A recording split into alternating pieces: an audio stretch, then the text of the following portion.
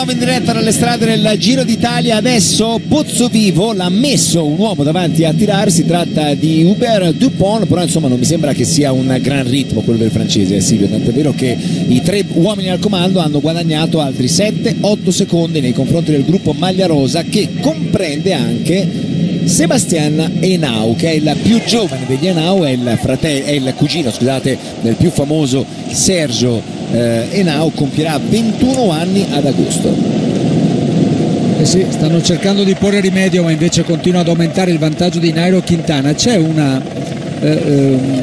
cosa strana su Twitter, anche il Giro d'Italia ha una pagina ufficiale, un account ufficiale, e c'è di 58 minuti fa: comunicazione sbagliata, 2 punti, nessuna neutralizzazione della discesa dallo Stelvio, scusateci per l'informazione sbagliata, grazie.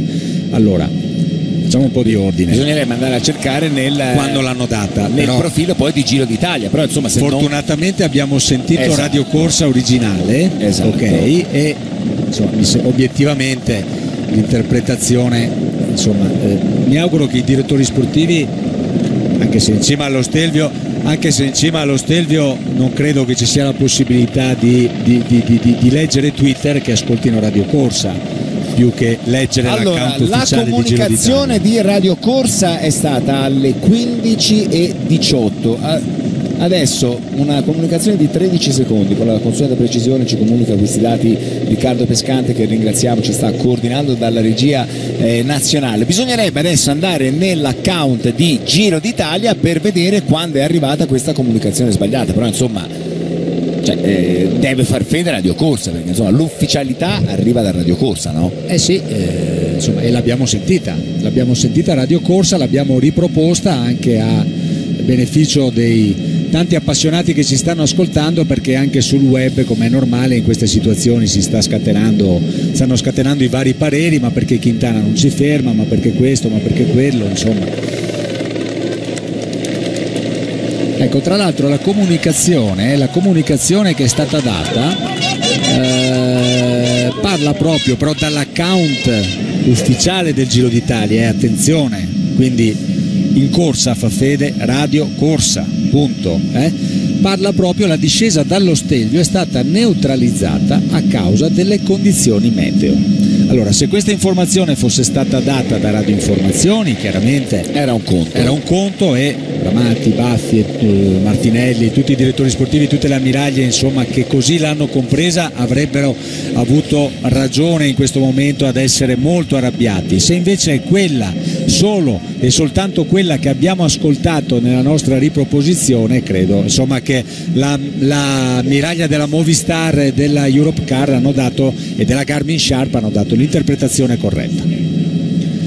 Per cui siamo sempre con le immagini sul gruppo della Maglia Rosa, che continua costantemente a perdere terreno da Nairo Quintana, 2:17 in questo momento, e questo è il terzetto con Nairo Quintana. 2 minuti e 17, allora ci sarà tempo nel dopo tappa, anche perché ormai la situazione insomma si è venuta a creare, le polemiche sicuramente ci saranno, ci sarà modo anche per parlarne, per analizzare a fondo questo argomento, però sì, adesso dobbiamo restare assolutamente sulla cronaca, perché mancano 10 km alla conclusione e il gruppo della Maglia Rosa sta perdendo 2 minuti, arrotondiamo, e 20 secondi dai 3 uomini che sono al comando, dunque da Nairo Quintana, da Piero Lane e da Ryder Hesiedal. Molti si aspettavano la prima azione vera al Giro d'Italia di Nairo Quintana, e dobbiamo dire che oggi sta correndo da uomo che è arrivato secondo al Tour de France e che vuol provare a vincerlo questo Tour, perché non sta sulle azioni degli altri, è lui che prende l'iniziativa. E fin da stamani, dalla partenza da Ponte di Legno, ha dato chiari ed evidenti segnali delle sue intenzioni quest'oggi. È stata la Movistar a lavorare più di tutte, a condurre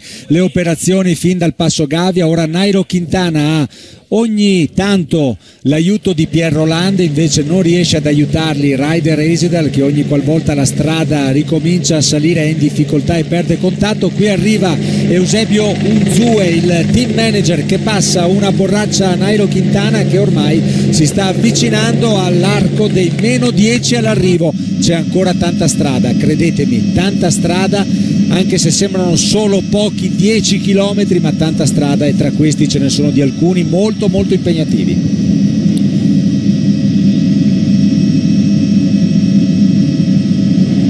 Siamo intorno al 10% adesso di pendenza per questa salita, che presenta una pendenza punte massime del 14. 10% per il gruppo maglia rosa, 6,4% invece per i 3 uomini al comando. Silvio, dobbiamo fare i complimenti anche a Pierre Rolland, un francese che ha come sogno della vita quello di conquistare il Tour de France, che arriva al Giro d'Italia per animare la corsa, perché se abbiamo visto delle belle azioni nei primi 10 giorni, il merito è quasi esclusivamente di Pierre Rolland. Poi non è mai riuscito ad arrivare al traguardo, però nell'attendismo generale quello che si è sottratto alla regola è stato proprio il capitano dell'Eurocar. All'attacco fin da Montecopiolo, dove lì ha rischiato anche di vincere la tappa per poi doversi arrendere ad uno straordinario Diego Ulissi. Un Pierre Rolland che in tutte le giornate in cui c'è il terreno ha dato le sue caratteristiche, è protagonista, e lo è anche quest'oggi. Ecco la composizione del gruppo maglia rosa, con Aru, Guillermo, Evans, Pozzovivo, Kelderman, Rigoberto Urán, che è il leader della classifica generale, poi Henao, Rogers, Maika e Kieserlowski. Questi sono gli uomini all'inseguimento del terzetto, con Nairo Quintana, Pierre Rolland e Ryder Hesjedal. Hanno recuperato qualcosa adesso, perché il loro ritardo è sceso a 2 minuti. Si è portato avanti Michael Rogers. Vedi che Guillermo e Dupont non sono riusciti a fare moltissimo. Il motivo per cui si erano staccati da Nairo Quintana era soprattutto perché la stanchezza cominciava ad essere insopportabile. Invece un grandissimo lavoro sta facendo Michael Rogers, e qui 4 primi piani di 4 attesi protagonisti, andando in senso orario da Rigoberto Urán, Nairo Quintana con Maika e Cadel Evans. 4 tra i grandi attesi protagonisti e tra i favoriti di questa edizione del Giro, ma non dimentichiamoci che in quarta posizione, fa parte del gruppo della maglia rosa, c'è sempre il nostro Fabio Aru e anche Domenico Pozzovivo, che occupa la 6ª posizione in classifica generale. 2 minuti e 27, è tornato a salire adesso il vantaggio dei 3 uomini al comando sotto la spinta di Nairo Quintana. È sempre il colombiano che ha fatto il ritmo, ha chiesto timidamente per una volta il cambio a Rolland, in effetti il francese glielo ha dato, però si è riportato subito davanti il colombiano della Movistar. Ryder Hesjedal invece non si è neanche mai azzardato a fare capolino in testa. Non può farlo in questo momento. 2 minuti e 30 il vantaggio di Nairo Quintana sul gruppo della maglia rosa. Se diamo per scontato che Nairo Quintana vincerà anche la tappa, i 10 secondi di abbuono farebbero 2 minuti e 40, ed è lo stesso ritardo che Nairo Quintana ha dalla maglia rosa di Rigoberto Urán. C'è la possibilità infatti per Nairo Quintana di andarla a conquistare oggi la maglia rosa, strappandola a Urán. Però adesso torniamo in corsa da Andrea De Luca, che è sempre nella zona delle ammiragli. Andrea. Sì Francesco, perché sarà una maglia rosa tra le polemiche. Anche l'ammiraglia con Piva e Baldato a bordo, anche loro infuriati neri, dicono non si poteva passare. Dal momento che tu metti qualcuno con la moto davanti con la bandiera è logico che non lo puoi sorpassare, o se no cosa lo metti a fare? E allora il discorso è: o siamo tutti diventati stupidi qua dietro, oppure c'è qualcuno che non ha capito o ha fatto finta di non capire quello che faceva comodo. A voi la linea. Grazie Andrea, hai detto bene. Comunque andrà a finire oggi, sarà una maglia rosa tra le polemiche. Dovesse restare sulle spalle di Rigoberto Urán, dovesse passare invece sulle spalle di Nairo Quintana, così come sembra dalla trend attuale, perché il vantaggio del colombiano della Movistar è salito a 2 minuti e 36 e non dimentichiamo che ci sono anche gli abbuoni. 10, 6 e 4 ai primi 3 corridori all'arrivo. Qua intanto nella zona del traguardo abbiamo visto transitare anche Mauro Vegni, molto accigliato, perché appunto ci dobbiamo preparare a un finale di giornata tra le 1000 polemiche. Era stata annunciata la neutralizzazione oppure no? Allora, dalla comunicazione di Radio Informazioni che abbiamo ascoltato noi e che vi abbiamo riproposto dalla macchina dell'Androni Venezuela, non si parlava di neutralizzazione, però dal sito ufficiale del Giro, meglio dall'account ufficiale del Giro, invece si parlava su Twitter di neutralizzazione. Sì. Staremo a vedere, seguiremo con interesse quanto accadrà. quale delle due fonti ha la maggiore ufficialità? Io sì. credo Radio Informazioni, perché insomma non è che tutti sono obbligati ad avere Twitter sulle ammiraglie, no? Radio Informazioni invece sì. No, perché sennò o rendiamo Twitter dal punto di vista del regolamento appunto un organo lo strumento ufficiale, altrimenti vabbè, comunque concentriamoci su quanto sta accadendo. Peccato comunque che una giornata come questa, con tante difficoltà, con la bravura eccezionale dei corridori di voler onorare, lo hanno fatto in pieno e tuttora lo stanno facendo, questa giornata storica per il Giro d'Italia. Peccato che appunto questa tappa si concluderà e inevitabilmente sarà così, tra le 1000 polemiche. 2:35 l'avvantaggio di Quintana, Rolland, Eisiedal nei confronti del gruppo maglia rosa, che è sempre tirato da Michael Rogers. Mentre qui torniamo davanti, dove il piccolo attenzione a Quintana che adesso prova ad alzarsi sui pedali. Ogni tanto ha bisogno lui, che è scalatore, di alzarsi sui pedali. Questa è la classica andatura degli scalatori, anche se Nairo Quintana è uno che predilige comunque andare su anche molto seduto in sella. Ecco, questa è la classifica virtuale ma senza tenere conto degli abbuoni. Senza gli abbuoni, esatto, in relazione proprio al distacco che si è maturato finora. Silvio, bellissima questa valle, che ricordiamolo è una laterale della Val Venosta, la Val Martello, ed è bellissima questa salita. Sì, molto bella davvero, molto bella, molto impegnativa. I tratti veramente impegnativi sono quelli finali. A -6 si passerà di fianco al TV Compound, dove sono posizionati tutti i mezzi che consentono la realizzazione e la produzione dell'evento ciclistico, di questo evento ciclistico, e negli ultimi 6 chilometri si materializzeranno davanti alle ruote dei corridori veramente delle pendenze molto sensibili, se raffrontate anche, lo ripeto ancora una volta, a quanto hanno già superato. Allora, giudicando dalla sua pedalata, può dare il colpo in qualunque momento Quintana? Credo proprio di sì. Più che altro vedo stanco anche Nairo Quintana, ma vedo molto più stanchi di lui Pierre Rolland. Attenzione perché adesso c'è l'accelerazione, si è alzato sui pedali, non tanto per una posizione da scalatore puro, ma proprio per una accelerazione. Nairo Quintana riesce a resistere Ryder Eisiedal, ma solo al ritmo di Pierre Rolland, non a quello della maglia bianca dell'anno scorso alla Tour de France, vale a dire Nairo Quintana, che ha 2 minuti e 40 di vantaggio nei confronti di Rigoberto Urán, e adesso a 7,5 km dalla conclusione sta cercando di fare il vuoto, vuole il bottino pieno, vuole la maglia rosa e la vittoria di tappa. Nairo Quintana non tengono il suo ritmo né Eisiedal neppure Rolland. Quei due tornanti tra i -8 e i -7 li abbiamo affrontati in macchina questa mattina, ci siamo detti ma quanto duri sono questi tornanti, e Nairo Quintana ha approfittato non tanto per volersene andare in quel punto, sono soprattutto Rolland e Eisiedal che non sono più riusciti a mantenere il ritmo. Qui invece all'interno di questa galleria para valanghe c'è il gruppo della maglia rosa che, vedendo dalle immagini della sovraimpressione della grafica, qualcosa sta recuperando a Nairo Quintana, che nel frattempo se ne sta andando tutto solo. E dovrebbe essere il gruppo della maglia rosa proprio in quella S, con il doppio tornante destra-sinistra, dove c'è stato l'allungo di Quintana, che adesso ha già guadagnato una decina di secondi di vantaggio nei confronti di Rolland e di Eisiedal. Eccola adesso che addirittura Rigoberto Urán, che si porta in testa al gruppetto con tutti gli altri uomini di classifica, davanti a Kelderman, che è in seconda posizione, uno dei giovani più interessanti del ciclismo internazionale. Ora tocca a lui, tocca a Rigoberto Urán, mentre Rolland ed Eisiedal, approfittando della strada che ritorna a farsi meno impegnativa, ritornano su Nairo Quintana. Rigoberto Urán tocca a lui, sia Rafał Majka, sia Domenico Pozzovivo, sia Fabio Aru non hanno più Landa, Villermo, Dupont e Rogers, e tocca la maglia rosa. E intanto anche senza buoni è virtualmente maglia rosa per 6 secondi 7 ora Nairo Quintana. Anche Dupont con Michael Rogers hanno perso contatto dal gruppetto maglia rosa.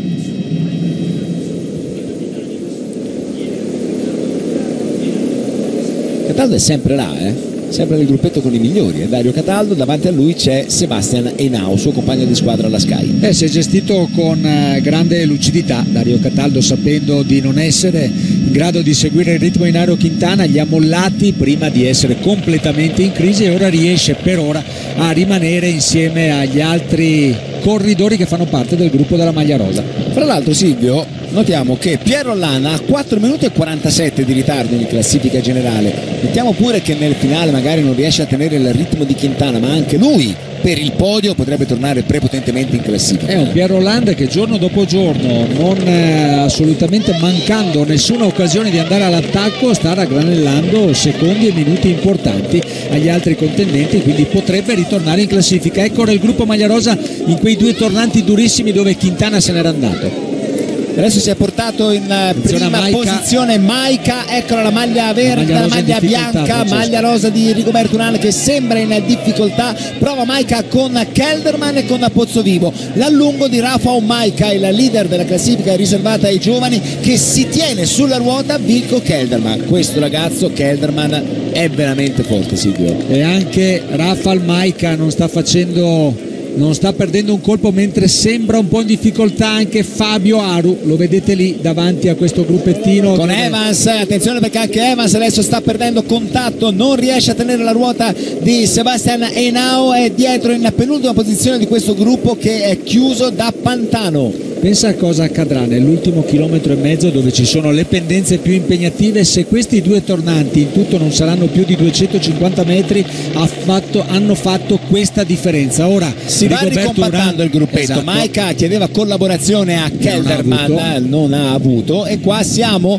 nella zona, abbiamo appena superato lo spiazzo dove c'è il TV Compound, dove ci sono dunque tutti i mezzi delle varie televisioni, dove c'è anche il palco del processo alla tappa. Qua invece si va verso l'ultima parte della salita, che è divisa e con possiamo dire in 3 settori: una prima rampa, un tratto in falso piano, un'altra salita micidiale all'ultimo chilometro e mezzo. Questa è la prima rampa. Questa è la prima rampa e ha cercato Nairo Quintana di allungare, ma per ora hanno risposto sia Pierre Rolland che un stanchissimo Ryder Eisedal. 3 minuti e 5 secondi è il vantaggio dei 3 battistrada, che così sono nell'ordine: Quintana, Rolland e Eisedal. In pratica l'hanno sempre fatta in questo modo la salita, con il colombiano davanti alla francese e alla canadese della Garmin.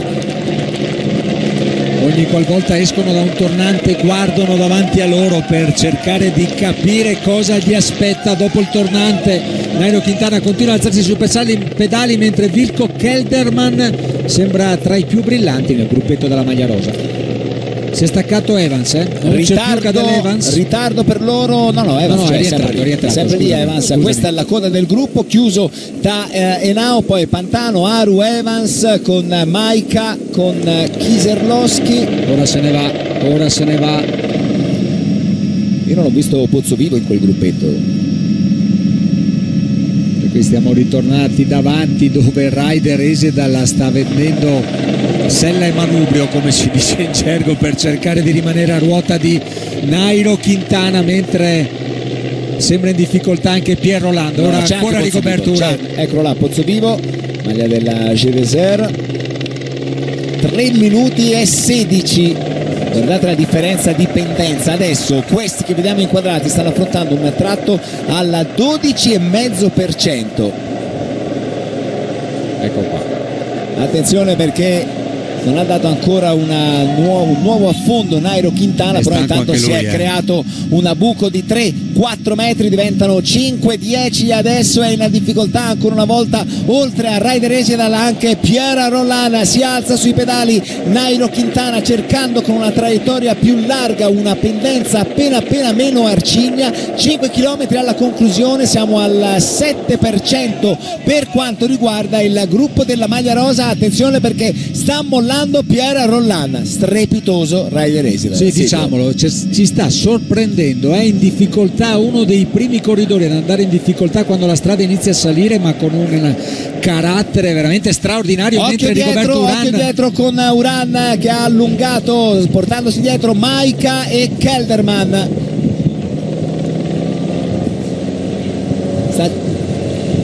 Sta cercando di limitare i danni Rigoberto Urán, mentre questi siamo a uno dei punti con la massima perdenza, il 14%, e Ryder Esedal è là ingobbito sul manubrio, sembra quasi volerlo mordere e non molla perché Quintana sì è davanti, ma insomma a 10 massimo 15 metri di vantaggio, arrivati tutti e due al cartello che indica 5 km alla conclusione. Quintana riesce a fare la differenza quando ci sono le pendenze più sensibili, poi sui falsipiani e quando la pendenza cala Ryder Esedal riesce a riportarsi su di lui. Guarda, in questo momento riaggancia Quintana. Lo ha ripreso, operazione aggancio riuscita per Ryder Esedal, e invece attendiamo adesso che magari possa allargare la nostra telecamera per farci vedere la posizione di Pierre Rolland. Pierre Rolland ormai possiamo dire Silvio ha definitivamente mollato. Dietro c'è ancora lo scatto di Rafa Majka, che sembra in assoluto il più pimpante tra quelli del gruppo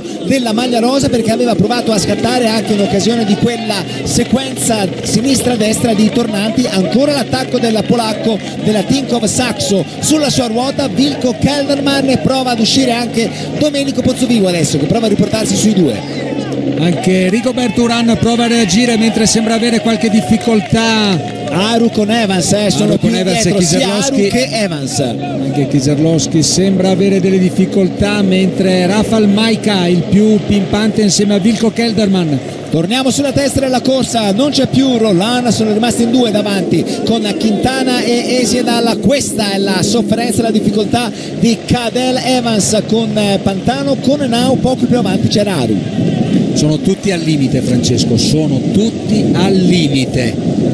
Veramente una tappa che ha asciugato le forze e le energie di tutti i corridori. Sarà più una battaglia di testa d'ora in avanti, una battaglia di testa e di carattere. Si sta spianando adesso la strada per un tratto in falso piano di fronte alle bici di Quintana e di Esedal, andando a costeggiare il lago di Gioveretto, che è questo invaso artificiale formato dal Rio Prima e che nasce dal Cevedale e percorre la Val Martello. Ma andiamo in corsa da Andrea De Luca. Andrea.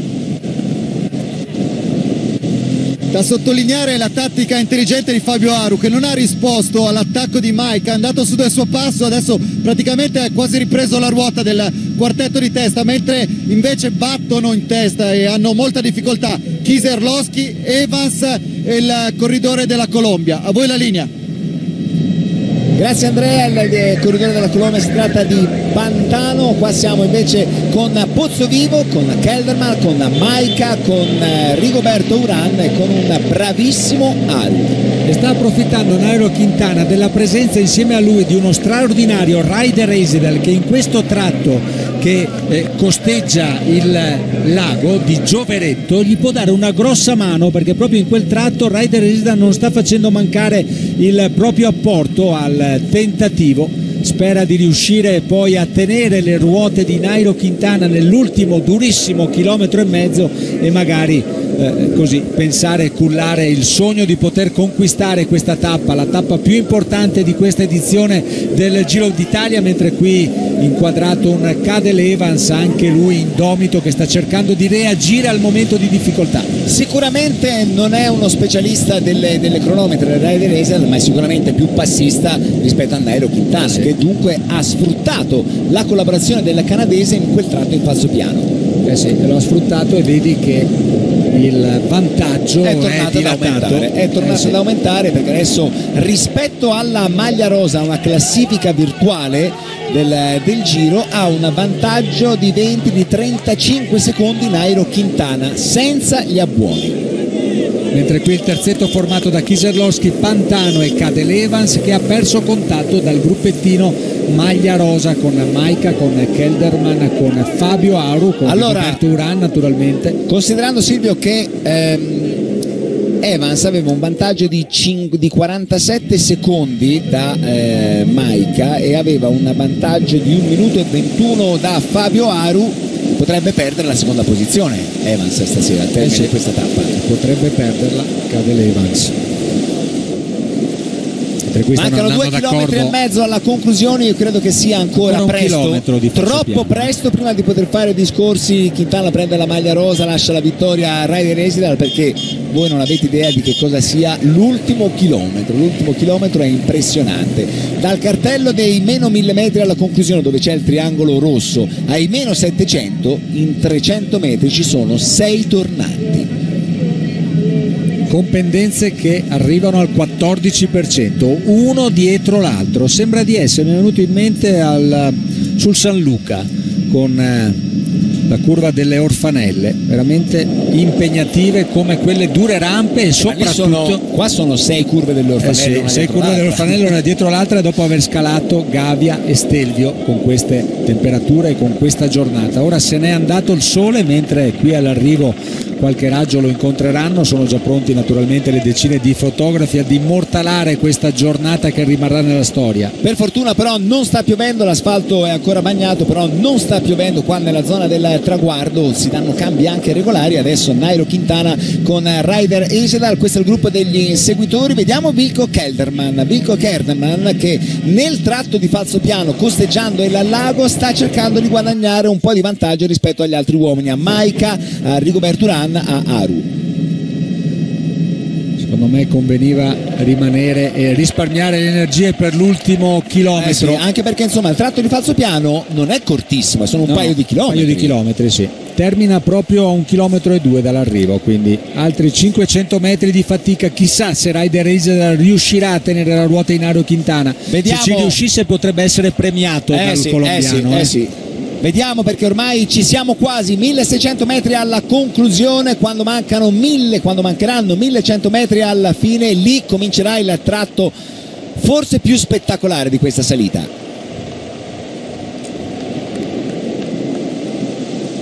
Tre minuti e 25, si sta davvero dilatando il vantaggio di Quintana e Esidal. Quintana soprattutto pensando alla classifica generale nei confronti di Rigoberto Urán.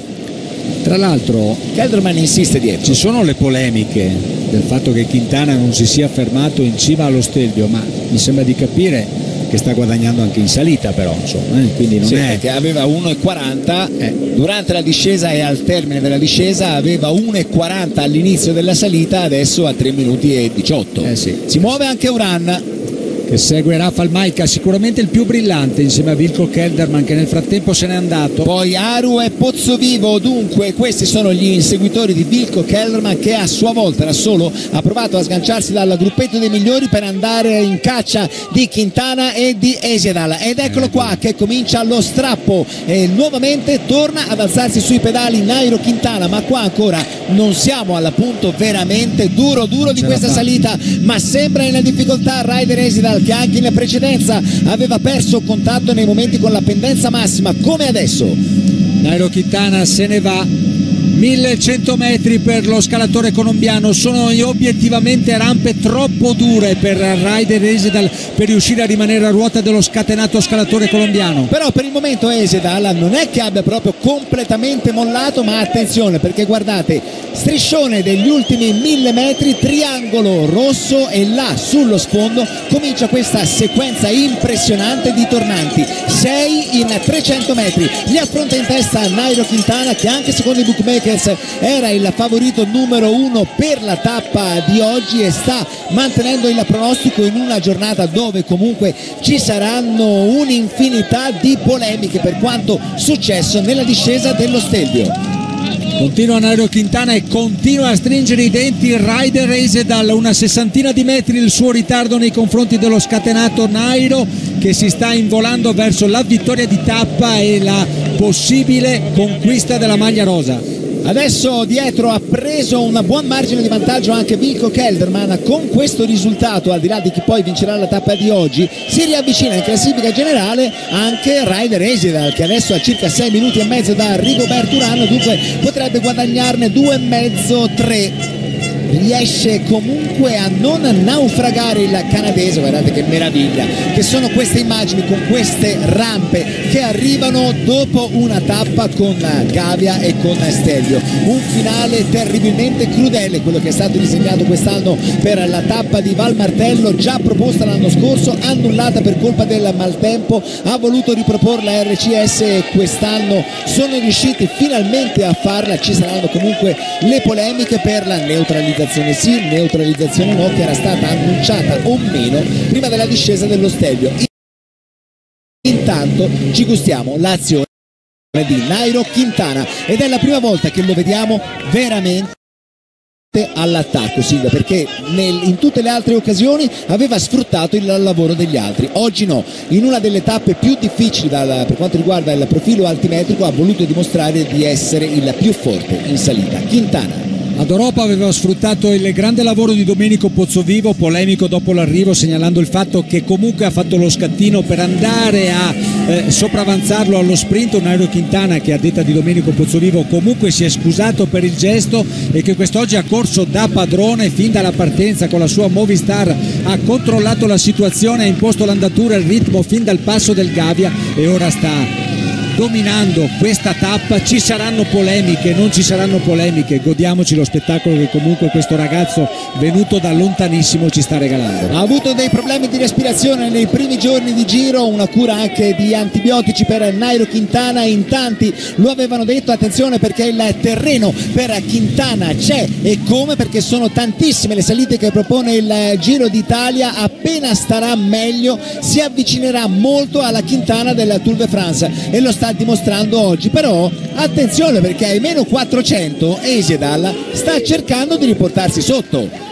Sta cercando di riportarsi. Non è lontanissimo Ryder Esedal. Bravissimo. Sembra un po' più pesante adesso l'azione di Nairo Quintana, che sta per arrivare al cartello dei 250 metri, però insomma Esedal sì, si è avvicinato ma è ancora per il canadese terribilmente lontano, mentre dietro abbiamo visto che Rigoberto Urán sta tentando una reazione per limitare i danni, invece si alza nuovamente sui pedali Nairo Quintana ormai ai 200 metri, potrebbe passare sulle spalle di un altro colombiano, la maglia rosa, che fino a oggi era su quelle di Rigoberto Urán. Adesso sarà importante tenere d'occhio il cronometro. Intanto Nairo Quintana va verso il traguardo di Val Martello, una giornata storica per il Giro d'Italia, una giornata nel segno di Nairo Quintana, che mette una ipoteca grande così a questo punto anche sulla conquista del Giro. L'arrivo adesso di Ryder Esedal, scorre il nostro cronometro, attenzione perché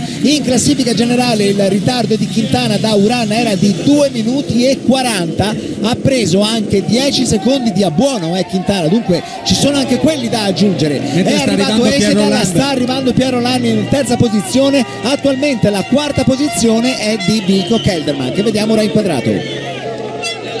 Mentre dovrebbe essere uscito dal gruppettino, riuscito a staccare la maglia rosa anche Domenico Pozzovivo, attendiamo le immagini. Ha già superato il cartello dell'ultimo chilometro Vico Kelderman tra le spire del serpente, perché sembra veramente un serpente la strada in quel tratto con tutti quei tornanti, un serpente che si arrampica verso il traguardo di Val Martello, dove adesso per la terza posizione con un ritardo superiore al minuto sta arrivando Pierre Rolland. Bravissimo anche il francese, bravissimo anche Pierre Rolland. Signore e signori, mesdames et messieurs, eccolo che allora, taglia ritardo di Rolland 1 minuto e 13, 1:13. Vediamo quanto anche il francese, che attualmente era ottavo, riuscirà a recuperare sugli uomini che stamani lo precedevano in classifica. Eccola qui la maglia rosa che è rimasto con Maika, il giovanissimo Henao. Questo è Pozzovivo che ha i 600 metri conclusivi. Kelderman invece, siamo passati con le immagini sull'olandese che sta uscendo adesso dalla zona dei tornanti, sì, ma appunto c'è ancora 500 metri, ne mancano ancora 2 di tornanti per Kelderman. Cioè siamo intorno a 1 minuto e 40 ancora, mentre siamo a 2 minuti, è arrivato Nairo Quintana da 2 minuti ancora 30 secondi e sarà maglia rosa. Sì, 450 metri invece per Domenico Pozzovivo, che avrebbe ancora la possibilità di andare a riprendere Vilko Kelderman, anche se non servirebbero per il lucano comunque, anche ce la dovesse fare per gli abbuoni, perché gli abbuoni vanno soltanto al primo, al secondo e al terzo, 10, 6, 4 secondi rispettivamente. Dunque 10 per Nairo Quintana, 6 per Ryder Hesjedal, 4 per Pierre Rolland. Anche Aru è riuscito a sganciarsi dalla maglia rosa, dunque guadagnerà ulteriormente Fabio Aru anche oggi nei confronti sia di Maika sia di Cadel Evans, i due che lo precedevano in classifica generale, e ovviamente recupera anche su Rigoberto Urán. Bravissimo Fabio Aru. Qui invece un Rigoberto Urán che si sta difendendo anche oggi. Dovrebbe essere ormai in vista del addirittura d'arrivo Vilko Kelderman, braccato da Domenico Pozzovivo. È appena più indietro Domenico Pozzovivo, dunque questa è la lotta per la quarta posizione. Sta arrivando anche Fabio Aru. Silvio, qua sta correndo con l'esperienza di un veterano Fabio Aru, perché si è gestito alla grande anche su questa salita al sardo. Si è gestito molto bene, benissimo, e sta dando fondo a tutte le energie che gli sono rimaste. Mentre maglia rosa per Nairo Quintana già da un minuto. Arriva Kelderman con 3,30, poi Pozzovivo con un ritardo di 3,36, 3,40 per Fabio Aru. Allora Pozzovivo 3,36, 3,40 per Fabio Aru. Vediamo quanto saranno riusciti a recuperare i due italiani Pozzovivo e Aru nei confronti di Rigoberto Urán, che adesso ha trovato per strada un altro colombiano. Si tratta di Sebastian Henao, mentre adesso arriva al traguardo Maika con un ritardo superiore ai 4 minuti. Dunque Aru rispetto a Maika ha guadagnato una trentina di secondi, 4,08 il ritardo del polacco. Arriva Urán a 4,11, 4,11 il ritardo di Rigoberto Urán, e dunque possiamo andare anche ad aggiornare la classifica generale, la nuova classifica generale, che adesso vede davanti a tutti Nairo Quintana. È riuscito a lasciare il segno, il suo, chissà, forse primo segno in questo giro, il colombiano. Silvio? Il primo segno certamente, può darsi anche che il Giro abbia quest'oggi conosciuto e trovato il suo padrone. Andiamola bene in casa, Silvio, con Fabio Aru. Con Fabio Aru, durissima questa tappa qui quest'oggi. Aru in Val Martello. Sì, abbiamo preso neve sia sul Gavia che sullo Stelvio. Oggi è stato un giorno duro. Sei venuto su col tuo passo, con la tua gamba. Sì, oggi tutto il gruppo è da ammirare, perché abbiamo corso in delle condizioni critiche e sono tutti dei campioni. Tu sapevi della neutralizzazione? Sapevate alla Stana? Sì. Grazie. Pazzesco, quasi non riusciva a parlare Fabio Aru dalla tensione, dalla stanchezza, per quello che hanno fatto oggi i corridori, e credo che abbia detto una cosa bellissima, perché arriva questa frase da uno dei più giovani del gruppo: vanno tutti abbracciati i corridori oggi. Andiamo alla Pozzovivo adesso. Domenico Pozzovivo, eccolo qua, siamo in una situazione in cui ci sono le ammiraglie anche che spingono. Allora, gara durissima questa qui quest'oggi. Sì, da gara limite della regolarità per la neve, ma ho fatto macchina in mezzo per lui. Sapevate della neutralizzazione? Ma non sapevamo niente, noi abbiamo fatto la nostra gara, è successo di tutto in discesa soprattutto, e niente, dopo ho rimediato, non potevo. Grazie. Vabbè, allora questo è un altro elemento che aumenterà il livello della discussione, perché sembra che i corridori appunto di questa neutralizzazione non sapessero niente. Comunque evidentemente dalle ammiraglie, o forse da qualche ammiraglia, non era stata comunicata.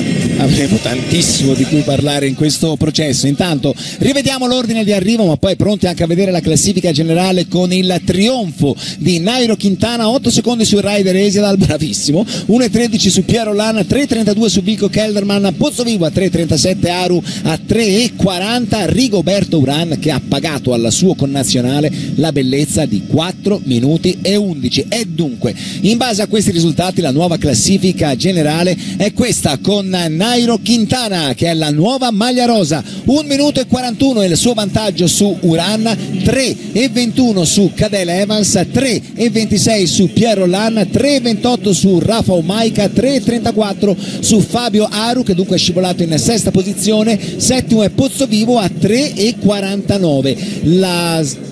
L'espressione di Nairo Quintana, il ghigno, la sofferenza di Ryder Haseldal, questo invece è l'arrivo di Pierre Rolland. Silvio, stasera cosa possiamo dire? Giro finito? Giro finito no, perché c'è ancora tanta roba da superare. Certo che quest'oggi il Giro potrebbe aver conosciuto il suo padrone, ha corso da padrone fin da stamani, ha conquistato questa tappa, ha conquistato la maglia rosa. Difficile ipotizzare chi a questo punto sarà in grado di scalzare Nairo Quintana dalla prima posizione, che in salita ha dimostrato di essere il migliore.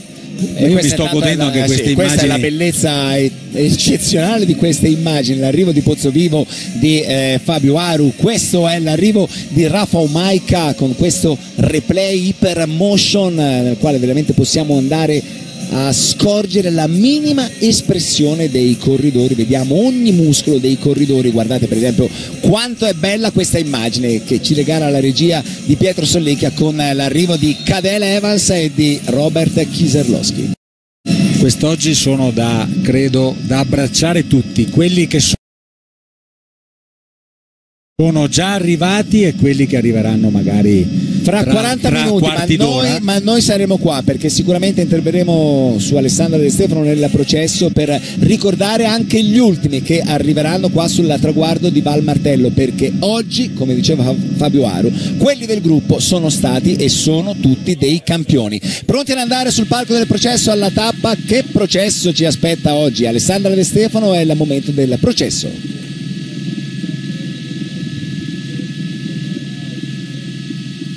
Rai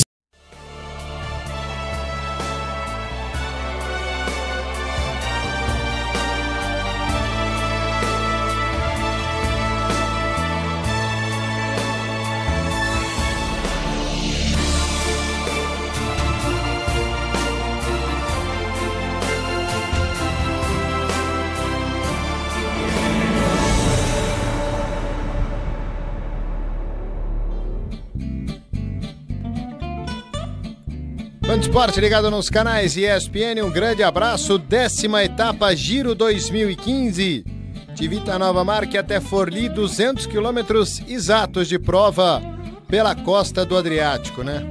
Um dia de sol, um dia lindíssimo e uma etapa plana, né? Uma etapa que tinha uma montanha de categoria 4 no meio, sem nenhuma dificuldade para ninguém.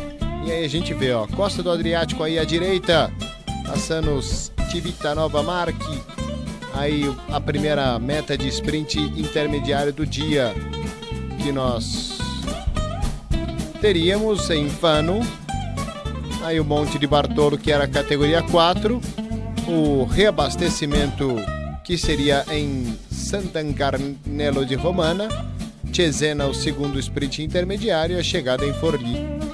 Tudo planinho, chegada tinha algumas curvas, e o que a gente imaginava que ia acontecer era o que a gente vê em quase todas as provas planas, que são fugas, e a fuga hoje não era grande, a fuga tinha 5 atletas, né? E esperávamos que o pelotão, ó, 5 aí, ó, 5 italianos na fuga, né? Uma fuga inteira tricolor. E a gente imaginava que o pelotão fosse pegar essa fuga, porque, bom, eles sempre pegam, né? Eles sempre vão lá para as cabeças, ainda mais com o Giro de Itália na terceira etapa só tendo montanhas, e as oportunidades para os sprinters a cada ano que passa na Itália, elas diminuem ainda mais, né? As etapas em linha, elas são mais raras, eles privilegiam aí os terrenos mais montanhosos, os terrenos mais clássicos do que as etapas planas, até pelo relevo da Itália, né, que tem montanha para tudo que é lado. no país da Boca. Mas enfim, 104 km por hora, e como a etapa era plana e o ritmo era muito acelerado, aí o contador batendo um papo com o Tom Boonen, né?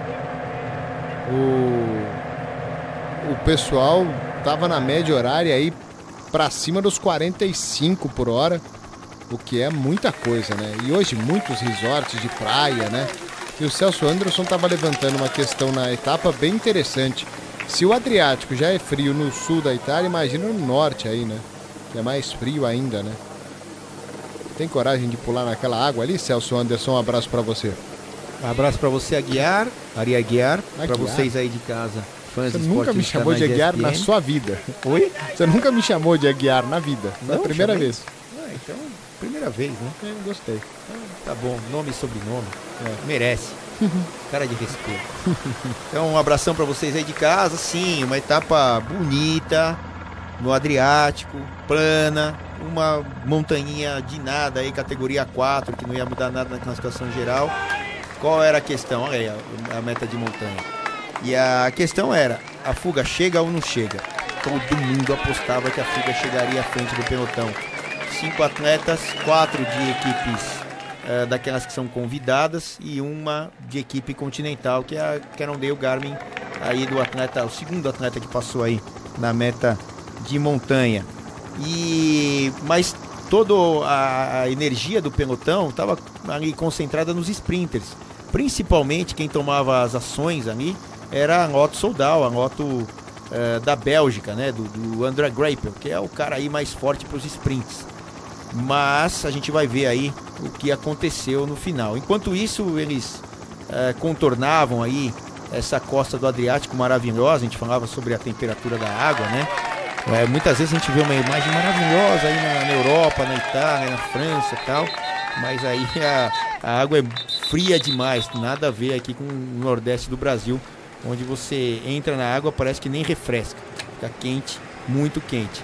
Então essa é a grande diferença aí no litoral de um país como o nosso aqui, né, que tem águas muito quentes, aí dependendo da região, principalmente na região Nordeste. E aí as imagens são maravilhosas, mas para tomar banho de mar já não é tão legal. Bom, olha aí os 5 da fuga, né? Os 5 italianos e só uma equipe World Tour, né? Só esse atleta aí do World Tour, só Cannondale Garmin. Fora isso, Southeast, Bardiani, Androni e a Nipo ali aparecendo. Esse atleta da Cannondale era o Alan Marangoni, que estava por lá. E como era de se esperar, né? Hoje quem puxava a ponta do pelotão era a Lotto Soudal, essa Lotto belga aí, a equipe vermelhinha, com a equipe Sky logo atrás, o Rich Port ali baixinho, comendo alguma coisa ali, mandou um negócio pra dentro ali. Fazendo um lanche, né? Mas nem mastigou, né? Foi 2 mordidas pra dentro. Tá fazendo um lanchinho, é importante. A gente passou no... qual é esse autódromo? Não lembro. Não vou lembrar o nome aqui. Mas amanhã que a gente vai ter um autódromo interessante. Autódromo de Fórmula 1, né? Autódromo de Imola. E vamos ter ali algumas voltas para chegada. Vai ser bem legal. Provavelmente, eu não sei se a gente vai entrar no ar já dentro do autódromo ou não. Mas deve ser antes, né? Porque apesar de fazer o circuito algumas vezes, a gente deve pegar a entrada no autódromo, né? A chegada vai ser lá no autódromo de Imola. Que tem montanha, tem subida no autódromo, né? Não é um autódromo plano, como você falou na etapa, né? A gente vê Fórmula 1, parece que é tudo plano, porque os caras estão a 300 por hora, né? Mas a gente vai ver os atletas sofrendo bastante para a chegada de amanhã, que é bem complicada por causa dessa série de subidas que vamos ter no final da prova no autódromo de Imola amanhã. E falando do que aconteceu... O atleta que vai tomar punição porque está sem número na bike, ó, certeza. E falando sobre as declarações do dia de descanso para hoje, algumas importantes do Oleg Tinkoff, né, que deu de novo declarações polêmicas. Ele não está mais aí com o carro de apoio, ele foi se tratar do joelho na Rússia e estava na primeira semana dentro do carro de apoio, o carro ali do diretor esportivo. Deve ser a primeira vez na história de uma grande volta que o diretor esportivo da equipe, que está comandando taticamente a prova, sai uma semana para tratar um problema no joelho e vai voltar na terceira. Mas ele tem as outras pessoas que teoricamente são pagas para isso, fora o Bjorn Riis, que foi demitido, e que vão aí tocar a equipe durante essa semana. E o Alberto, o contador, que é um cara super experiente, e as reuniões devem ser feitas ali no hotel. Acabou a etapa de hoje, claro que a prioridade é a recuperação, principalmente do Alberto Contador e dos outros atletas, mas eles conversam o dia inteiro e depois devem ter as reuniões ali para falar da etapa do dia seguinte, que é o objetivo mais próximo, e também falar dos objetivos Giro de Itália afora, né, que são aí mais 2 semanas de prova. Então eles têm as reuniões periódicas para determinar o que vão fazer na etapa seguinte, como devem trabalhar os elementos aí da equipe, e também qual proteção, quando não é uma etapa de montanha decisiva ou um contra-relógio, qual a proteção eles vão fazer em cima do Alberto Contador. A gente vê isso sistematicamente todos os dias aí, desde que começou o Giro de Itália 2015. 50 quilômetros para a chegada, 2 minutos e 56, ainda era um tempo bem considerável ainda para os atletas do pelotão pegarem essa fuga. E a gente dizia até, né, Celso, que ia pegar com facilidade, né? E eu falava durante a prova, falava assim, eles podiam acelerar agora para reduzir essa diferença para 1 minuto, 1 minuto e pouco, e depois controla de novo, né? Aí Exato. Quando precisar, acelera de novo, acelera mais. E a gente está vendo aí que arredondando a 50 km, 2,54, era super confortável para a equipe desse cara aí, ó, do André Greipel, esse de branco, que é campeão alemão, por isso que ele usa essa camisa, mas era dessa equipe vermelha, que é a equipe Lotto. Só ele tem a camisa diferente ali e o atleta de trás também. Explica uma coisa. A gente está vendo o pessoal, os dois aí a 50 por hora.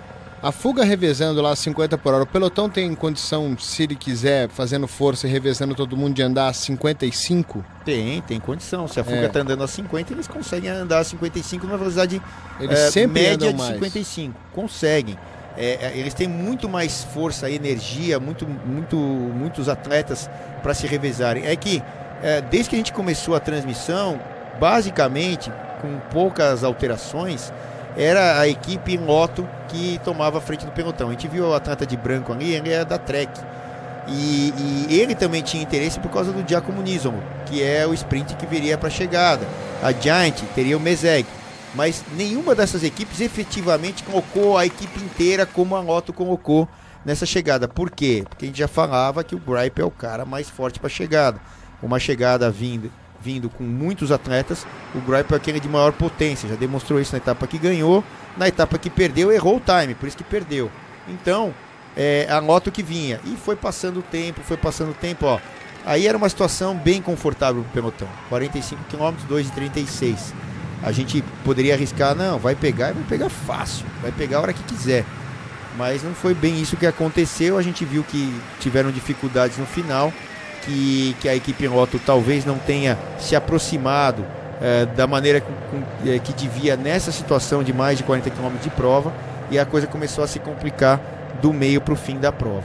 Então outras equipes ajudavam, é o que eu falei, a Trek ali com um elemento de camisa branca e a Giant Alpecin com esse aí de preto, que é o terceiro homem agora inclusive um atleta da Trek aí puxando o pelotão, mas o que aconteceu mais foi a Lotto Soldal na frente do pelotão, essa situação aí.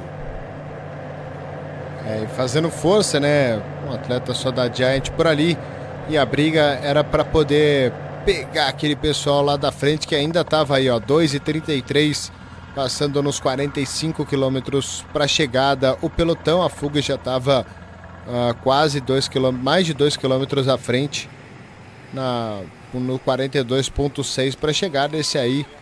E desses caras aí, o Oscar Gatto talvez fosse o mais forte aí, se ficasse a definição para os 5, né?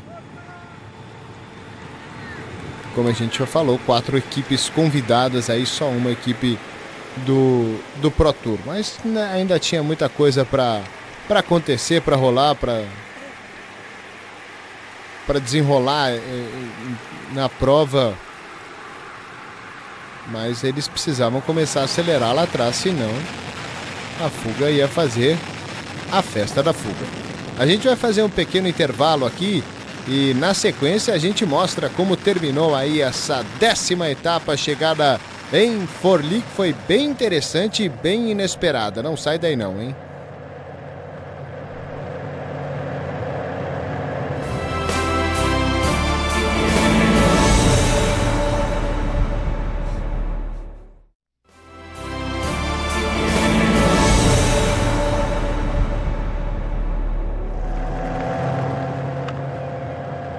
De volta é o grupo da Malha Rosa, 37,8, e a diferença ali para o pelotão não diminuía, hein? Pelo contrário, né? Cada vez ela aumentava ou se mantinha, né? Era basicamente a mesmíssima velocidade. E a gente vê aqui uma organização tremenda aí da equipe em loco, 22 quilômetros para a chegada, a média relativamente alta, mais de 45 km por hora.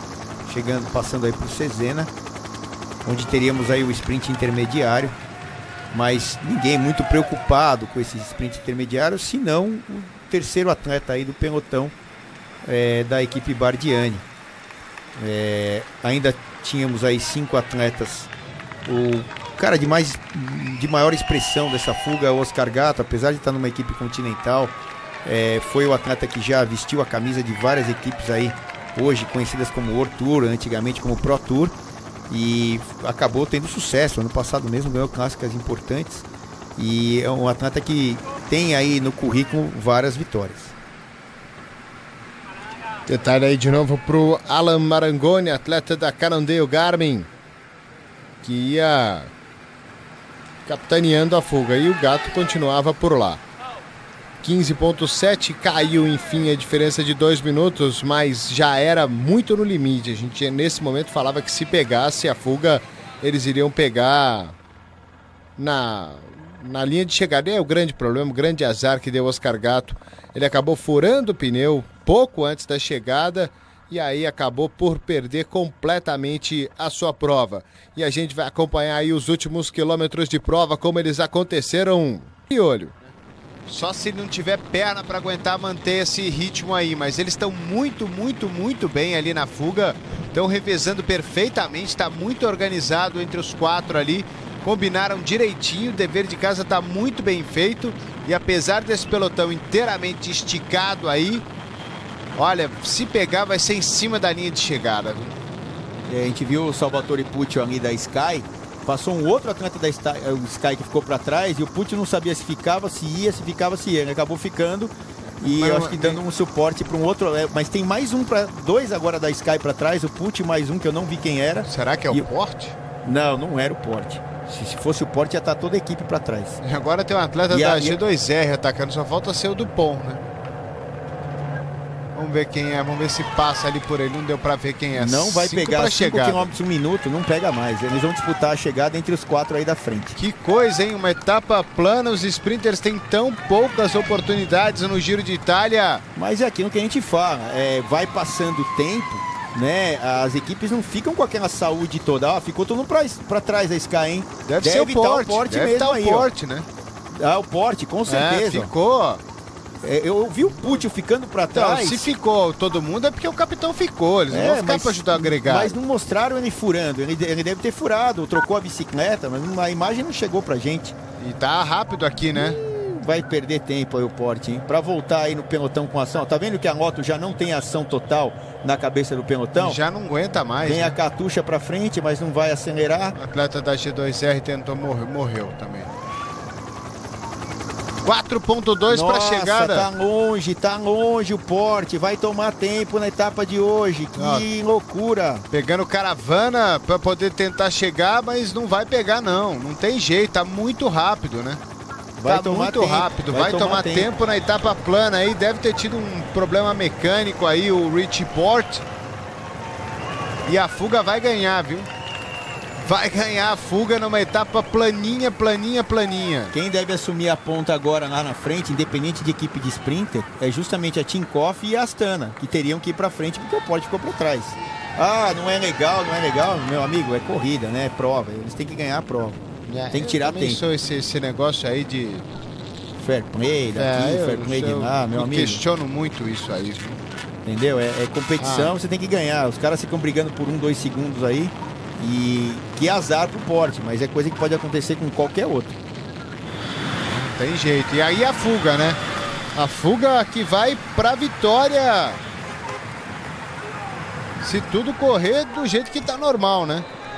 Ó, 54 segundos, até tiram o Porte a 1 minuto e 32, hein? Tá perdendo 30 segundos de graça aí o Porte, hein? 30 segundos de graça o Porte. Bussato da Southeast, Marangoni da Garmin Carondeia, o Malaguti da Nippo e o Bowen da Bardiani são os 4 que vão para a vitória. 3 quilômetros para a fuga chegar em primeiro na etapa planinha. Quem diria, hein, Stella Farah? Quem diria que a fuga ia ganhar? Eu tava sossegado aqui esperando a hora de buscar.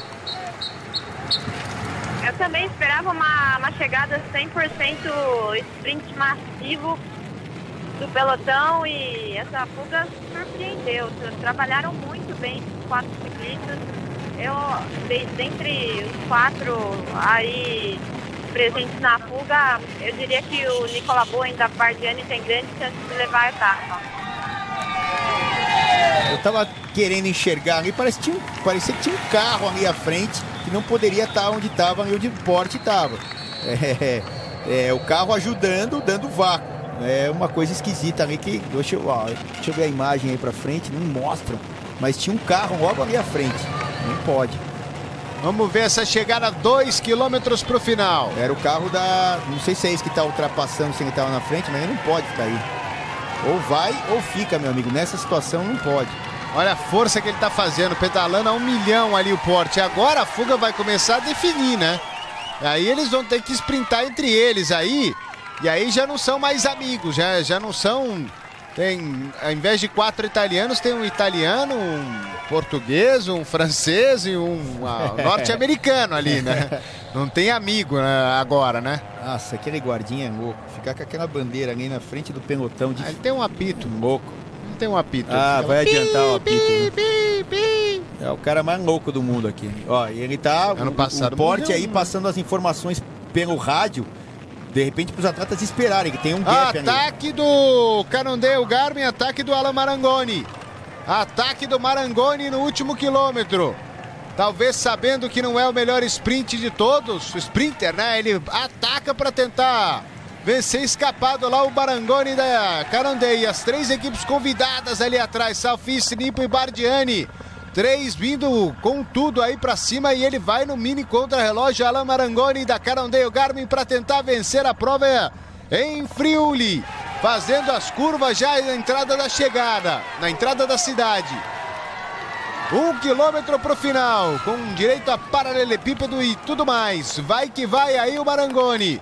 Tentando vencer, o Bowen tá atrás dele. Marangoni vem com tudo aí nos paralelepípedos de Friuli para vitória. 800 metros para ele. Vem que vem a Cannondale Garmin para tentar a vitória. Acelera a Nippo com o Malaguti. O cara mais forte ali para sprintar, acredito que seja o Bowen ali de verdinho. Ali. Pegaram, hein? Vão pegar aqui, hein?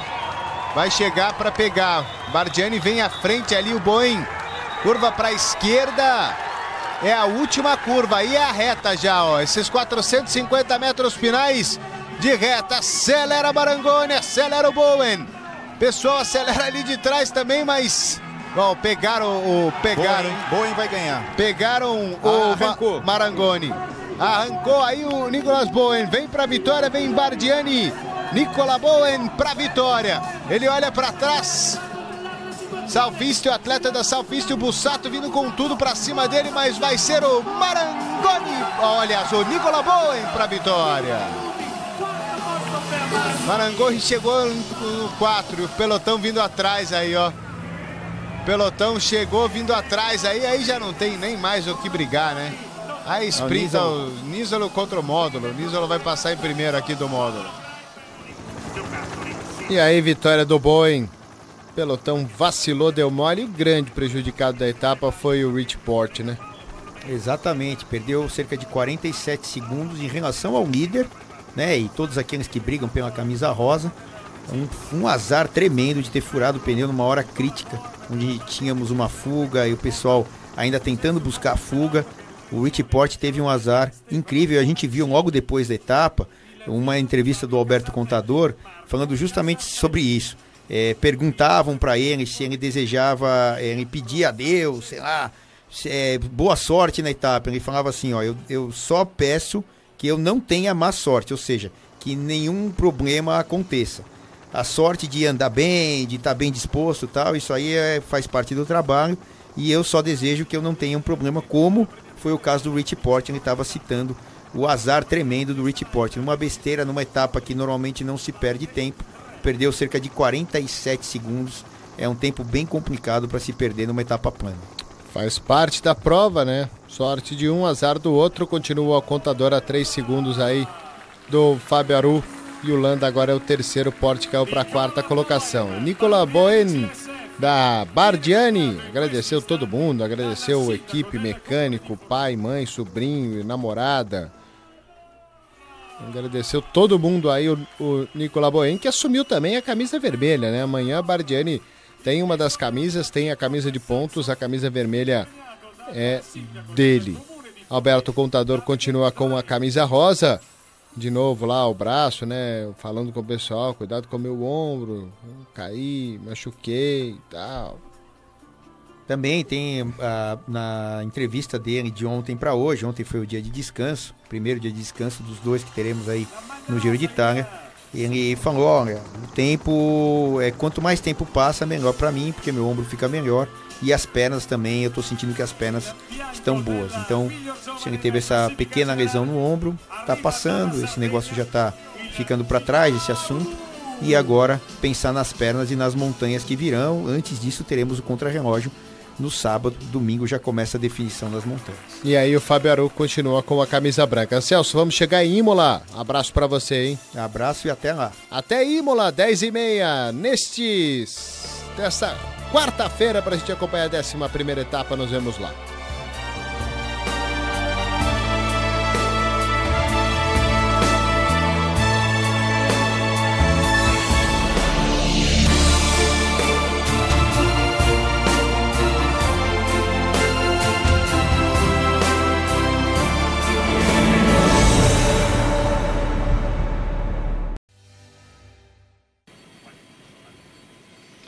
Welcome back. A spectacular piece of brutalist architecture. Looks like it was accidentally a whole load of seaborne containers that just were dropped here.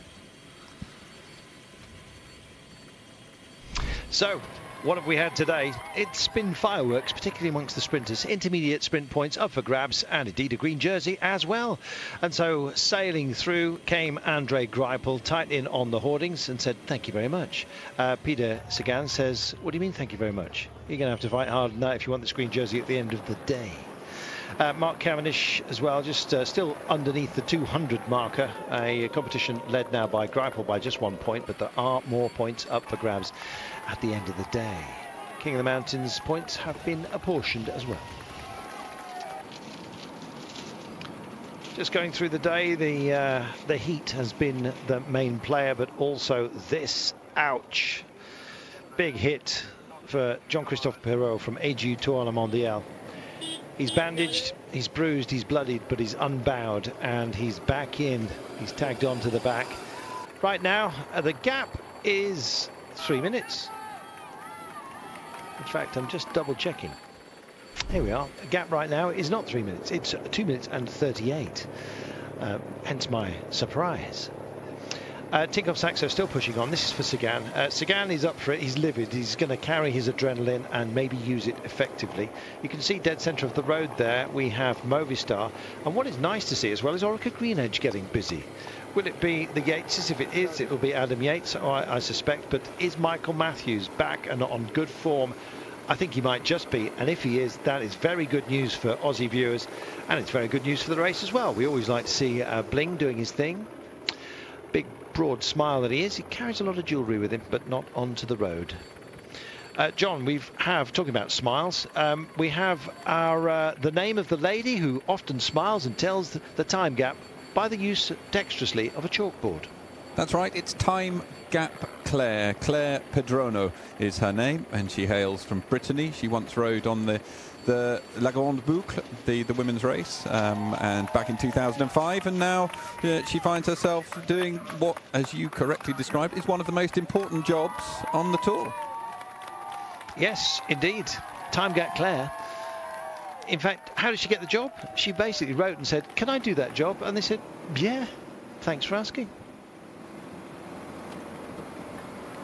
I'm joined by Stephen de Jong from the Tinkoff Saxo team. Stephen, how difficult was the decision to chase this breakaway with both Sagan and Contador on the team?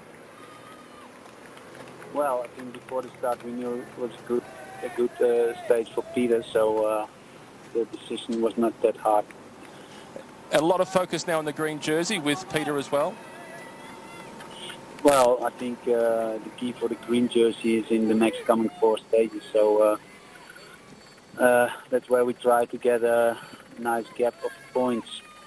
And it's always good for Alberto staying at the front after the dramatic moments we just saw recently. Oh yeah, for sure. It's also important to stay in front in these stages and yeah, don't get caught in a crash. There we are. Well, wise words, don't get yourself caught in a crash, but will these guys get caught? That's the question. With 33.7 to go, they've still got 2.5 minutes, Sean. When's 2.5 minutes going to be enough? Well, they need to get to the 20 kilometres mark with at least 2.5 minutes. If it comes down from that, well, then I think it's going to be a very, very difficult one for them. We can see here the peloton, you know, there's a lot of movement in the peloton still. Tinkoff Saxo pushing on here, and I'm afraid for the breakaway with 33 kilometres with the run-in we have here, a very difficult one. Warm conditions as well. It will be natural that the 6 riders up front are going to get tired. Even though there's a lot of very strong riders here in the breakaway, you know, real powerful ones, they're still going to start, I think, seeing the weaker ones here. They will, some of them start getting into difficulty when they really start to go at 100%. We're hearing that you're not hearing us very well at home, and we apologise for that. Apparently, it is to do with the heat that is rising here, and it's causing all kinds of problems with the microwave link. Are you hearing us okay, John, yourself, as you're back in Paris, from as we're beaming to you first? I am hearing you loud and clear. Very, very clear line to me. All right, well, it may well be just our link with production. And those of you at home, if somebody wouldn't mind tweeting me and just saying loud and clear, or Dalek, or whatever it is that you're hearing, then we'll hear it, we'll get it first hand. Here we are. The aforementioned Lampre Merida. Is it possibly going to be the day when the pip squeaks? That's Pippo Pozzato. I put too many P's in there. Nice to see Orica Greenedge as well, Sean, joining the fun. That suggests that Matthews may well be up for it. Yes, well, it's the first time we've seen Orica just coming to the front here, but it tells us that they have interest as well. And you know, when you look at Orica Greenedge, the team, you know, hugely unlucky in this tour, losing Simon Gerrans in the stage 3. Albacini also, who's a rider for this sort of finish, he went out on stage 5. Then Dal Limpy, of course, also out of the race. So there's 3 riders down, and that is going to make it difficult. But it's good to see. It just tells us that Michael Matthews is feeling better, and after what he's been through, because he's had some horrible days after the crash there, he's suffered and battled through, and if he can just have a go for this stage, well, it will be good for today and for the days to come. You can see the grimaces, and they're starting to look a little bit jaded, the guys who are in the break. I'm not surprised. It's been a long day in the heat, Sean. All credit to them, even if they do get caught. Yes, well, I think you know, to get into the break today wasn't too difficult. A lot of riders not really, you know, trying, because they were always talking about this, you know, a transition stage, a stage for the sprinters, and I think a lot of the riders were saying, well, go into the break today, you know, a huge effort, and then the sprinters teams are going to control you out there all day, and you're going to pay for that in the days to come. But chapeau, they went out there, the 6 riders, and they have given it a good run. Maybe now, you know, they can turn it on at 20 kilometres to go and try and hold on, but again, 2:10 is just dropping off all the time. It is, inexorably it seems. Thanks to everyone who's told us that you're hearing us loud and clear. Lovely Debbie Hill. friend of this program, friend of this channel, down in Oz, says that everything is okay, and everything far from okay with Andre Greipel. Yes, it looks like that he is in difficulty, or is he just going back to the car? Doesn't look like that. I think we've seen it already in the previous climb where he was in difficulty, and again here starting to suffer. And the Pyrenees stages for a sprinter, when you have to do 3 big days in the Pyrenees and you come out of it and you have a day like today, a lumpy stage, Greipel is starting to suffer here. Multiple wear of the green jersey during this Tour de France, and 2 stage wins for Andre Greipel. I think even if it stopped now, that would be as a majorly successful Tour de France. He of course now is hungry for more and would like to of course take on the Champs-Élysées and maybe win what is regarded widely globally as the Sprinters World Championship, albeit of course the last stage of the Tour de France. 31.9 kilometers to go, 2 minutes and 7. Just starting to look like they're labouring ever so slightly, and Pierre-Luc Perichon of Breton Sèche Environmental at the back here is not looking overly delighted with life. Nathan Haas out of the saddle, bouncing for Cannondale Garmin. There's the local man from Francis Desjeux, just behind Thomas de Gent in the red, who's been quite busy taking intermediate sprints and the biggest climb of the day. Geniez himself, the local man, Alexander Geniez, there in the white, blue, red, white, blue, bleu, blanc et rouge, indeed, of Francis Desjeux, having taken one of the intermediate climbs as well. And indeed, this is the last of the categorised climbs today, and it looks like any desire for a skirmish has been left some way behind on this road today, of which it's a long one, 198.5, and nice little beat on delivery there, as you see. Job done, and it's nice to see fans here, albeit brought to the point of exhaustion, it seems, by the heat of the day, but lucky lad, he's in the shade. Wilco Kelderman took the only point available on that category 4 climb. And so they've got a little bit of a, let's discuss the terrain, shall we? They're going into a couple of bowls, so they'll dip down into one. You won't really notice too much about it. As Christophe Riblon going backwards. They will just take a little gentle roller coaster ride until about 14 kilometres to go. At 14 kilometres from home, that's when the day will be very, very high speed, I imagine. And we're going to get a proper junction now of the time gap between the peloton and those up the road. And there's a man who really is suffering, and even the gauze is not holding all of the crimson stuff, I'm afraid, for Jean-Christophe Perrault, who's taken a big hit today. He's been back to the medical car 3 times now, and dressings have been changed, and he's fighting to stay in touch with this race, Sean. He's a vital component within AG2R Le Mondial, even as a hurt rider. Well, you would expect him to be, but in this tour he hasn't been a great advantage to the team. I don't think he hasn't been doing much at the beginning of this tour. He was the man finishing second last year on the podium to Nibali. There was big hope from that he would do another place in general classification. I was always concerned to repeat a podium place would be difficult, but I did think, a top 10, but he is a long ways off that form, as there's many other riders, and he's just back in the bunch, and that is something he needed to do, because he was, a minute and 40 or something down there after his crash, to get back in the peloton here and stay in for as long as possible, and possibly in the end he will go out with some riders that will be dropping off, but he saved the day. Get through and see what the results show up, what the exams show up if his wounds, but another day through, and that's what the riders are doing who are really suffering, just tick off the days as they go. Welcome back. Andrew Court says loud and clear in Hong Kong. We've got people in Brunei, the United States. We're going global. Been a few complaints as well. Cliff Davies thinks we're speaking too much French.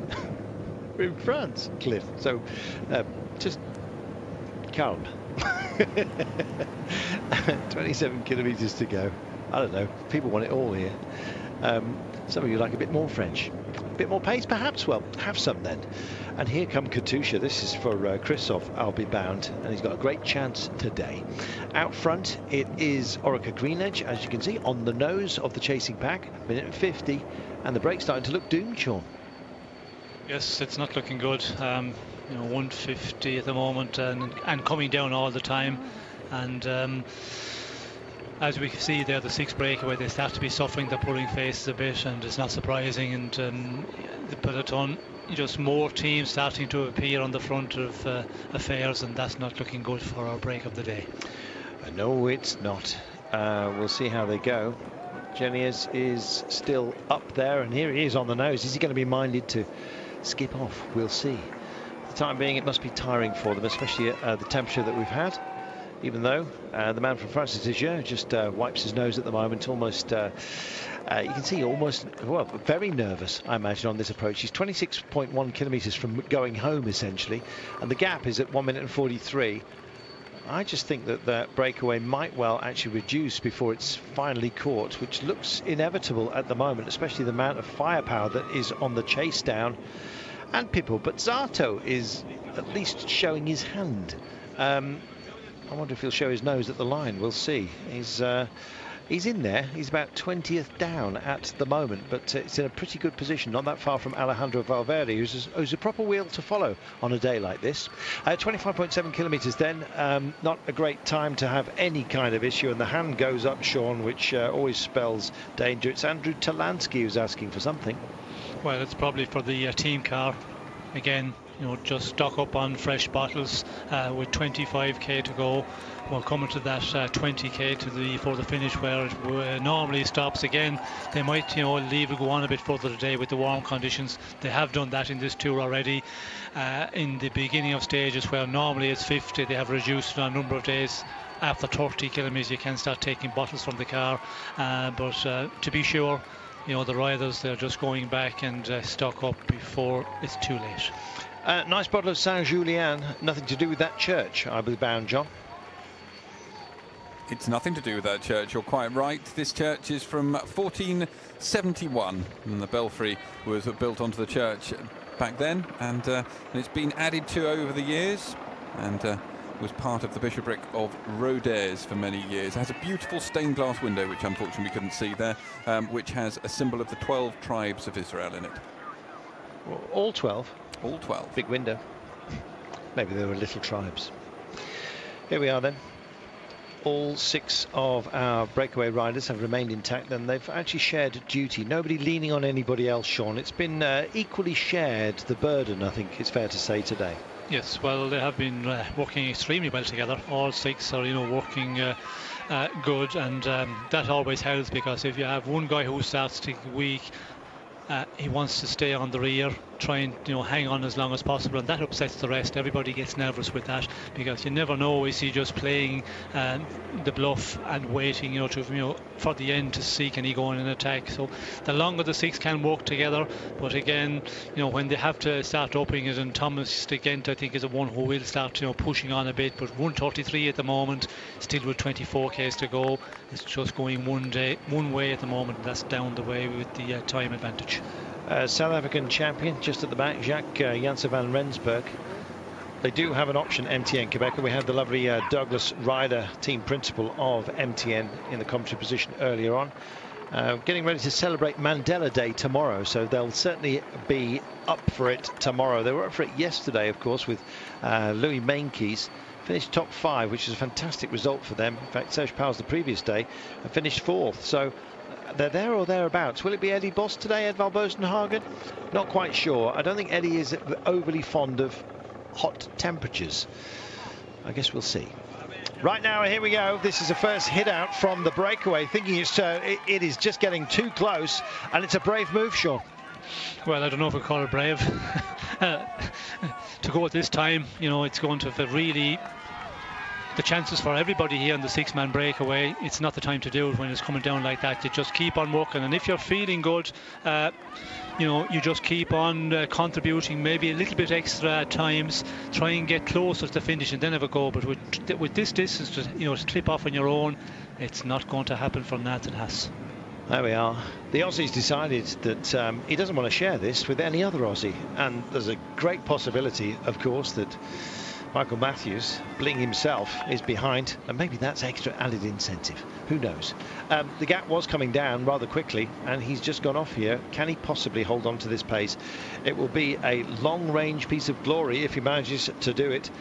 Did take the Tour of Britain 3 years ago, we remind you, and can he just add to his impressive palmares again today? We'll see. 23.1 kilometres to go. It's a massively tall order, especially with a charging pack. And these guys, no response just yet. In fact, as we say it, suddenly we get one, and it's Cyril Gauthier that's decided to give chase. That'd be a handy pairing if they went for it, Sean, but you feel that their energy levels would be extraordinarily depleted after such a long day in this kind of heat, and still with just over 22 kilometres to go. Well, they will be, and you know, when you have a six-man group and they're still working well together, 1:30 of an advantage, you just continue on riding with everybody else. That would be, if I was the rider, if I was the team director, that would be my orders. I'd say just contribute with the rest, continue on working, and we will see, because in this final there's another bit of a hill to come, and of course the finish as well. If you're feeling good, you know, you have a great chance in this finish. You don't have to be maybe the fastest, it's the strongest of fittest will survive, but if you attack the six-man group, well then you know, to stay ahead of a big chasing peloton, it's always going to be more difficult. Well, the winking wheat field bidding us farewell right now, and these guys, well, they're burying themselves. Look at Sagan. A few moments ago he tore off a gel wrapper or whatever it was he was feeding himself, and he did it in such an aggressive fashion. It was just like he wanted those calories to bang in, and the attempt to bridge from the breakaway by Gauthier was very quickly nullified because of the pace that was picked up by the fellow breakaway riders. But it looks like the cadence that Nathan Haas is putting into the road right now, well, it's certainly impressive, but is it wise? Very impressive, and you know, he is going to a real fast rate, because we can see the other five are chasing, you know, at a very strong rate as well. And we could see there that Gauthier, when Nathan Haas went in the attack, he just gave the signal that just continue on riding, guys, we keep on working as we have been all along, and just peg him back. And now we can see that the advantages, he has a nice advantage, but to keep it going on your own, that is always going to be the difficult one against five riders at the end of such a very energy sapping stage. It's interesting, Gauthier just saying, come on, get on my back wheel. I feel like I've got a little bit of power here, and it's he that wants to maintain the chase, doesn't want to do it on his own, and they're starting to work together. And Gauthier is the man that is cracking the whip hand here. He's essentially the road captain of this little tiny team time trialling team, albeit of different teams, and any alliance they form will be ripped up later on. We're under the 20 kilometres to go marker, and 1:44. Haas has found some great pace, and he's extended the gap on the peloton. But what about the gap to these guys? There he is up the road. They're working well, Sean, and in fact they're bridging over, and what it's meant is that we've suddenly had an injection of pace and a revitalised breakaway. Yes, and we can see here that Nathan Haas is extremely strong for the moment. Can he keep that going for the next 19 kilometres and hold off the five chasers and hold off the main peloton as well? It's looking a little bit better for the peloton. 1:44 as we go inside the 20 kilometres to go. That is that's a good advantage. And if you work out the calculation, which we do, a minute per 10 kilometres, it's within that. Although this final is probably a one where you need a bit more, but we'll have to wait and see. Now the next 2-3 kilometres are going to be important for the five chasers. Will they be able to pull him back, or will he hold them off on his own? Well, they can't shirk their responsibility, and it looks like he's knocked it back just a little bit. I think his own team, you could see him looking across the cut of the road, Sean. It does curve around the road. It does swerve around the bottom of this little basin that we're in at the moment, and so he had a good look back over his shoulder. He saw the pursuers, and I think he possibly knows the game is up, but it's been effective because now he can rest up and maybe go again. He's injected pace into this group. Maybe they've got a bit more belief as well. 1:46. The gap has just extended a little bit again back to the yellow jersey. Well, I don't think he's going to be too popular with the other five. No. Attacking like this so far out, when you know the advantage that they have is going to be a difficult one to hold off. If you have 8 or 9 minutes here, well then it's open for all, you can go on the attack. But the understanding, between the 6 riders, they would be talking together. Okay, we'll keep on working together, and we'll see what the advantage is with, inside the 10 kilometers to go. We will see now what will happen, and will he still contribute? He has to contribute the working here on the front. If he tries to sit around, well then there'll be definitely a discussion with the other riders. Big discussion going on back to base as well from a rider from Breton Sèche Environmental. That's Pierre-Louis Perichon. He was shaking his head. I don't think that was anything to do with the breakaway. And this is Gauthier saying, come on, for goodness sake. We can all do this together, but we can't do it alone. Now, let's just stop the bitterness and get on with it. De Ghent is the only one to respond to him at the moment. Some tired legs and the punishing heat of the day. The heat has ebbed. Has the demeanour of these guys. Suddenly a little electric shock rode through this breakaway at the behest of Nathan Haas, this 26-year-old Australian. He sped off, and in fact it put a bit of punch back in them, and right now they hold 1 minute and 42 over the peloton. If they can hold on to this 1 minute and 42, by the time we get under the 10k marker, it's that finely balanced at the moment. They've found some more pace, Sean. Maybe they believe, and maybe these guys are just getting a little bit disheartened. It's Tinkoff Saxo that are being requested or required to do so much work, and Daniel Tekla-Hamanot has come up for MTN Quebecer, former wearer of the polka dot jersey, that today is being nursed on behalf of Chris Froome by Joaquim Rodriguez, by the way, who was second in that competition. Chris Froome, of course, wearing the yellow jersey. It's busy, Sean. Yes, it's very busy in the front. We can see the peloton, travelling at 48 kilometres per hour. It's a little bit uphill here. That tells that there's a fast pace. 44 here for the breakaway. Depending on where they are on the road as well, you cannot really take too much from that. But the 6, we can see it's coming down once again, 131. And I think there's some of the riders thinking here, just keep a little bit in reserve here, and it's just a tense moment here between the 6 at the moment. Sign language, Gauthier, just putting a finger towards his temple. I think it was a visual expletive. Are you nuts? I think is what he was actually saying. And of course, the target for his ire was Nathan Haas. Nathan Haas wearing number 163, nearest to us. In fact, he's at the back of this group, a group that he put a bit of pace back into. At least he did that for us sitting here at home. The rest of the breakaway group didn't like it. 16.7 kilometres to go. Minute and a half. When's that going to be enough, Sean? Well, they have to have the minute and a half at 10 kilometres to go to have a chance holding on. We can see the peloton is just starting to up the pace, and if they can hold that 130 at 10 kilometres to go, well then they could put up a good battle to go all the way. Let's see if they do it. Let's talk about the terrain that we're dealing with right now, Sean. In 2.3 kilometres time, they start a climb, a proper one. They're dealing with one at the moment, but it really will kick up.